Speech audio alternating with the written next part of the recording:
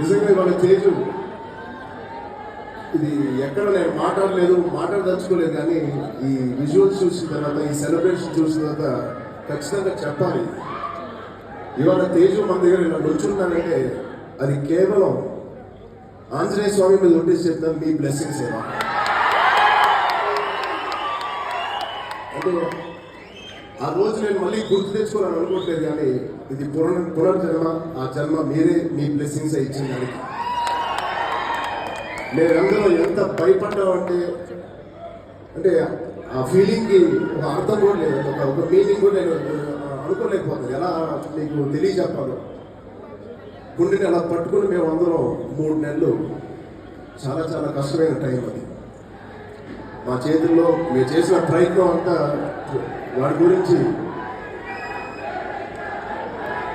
దండం పెట్టుకోవడం తప్ప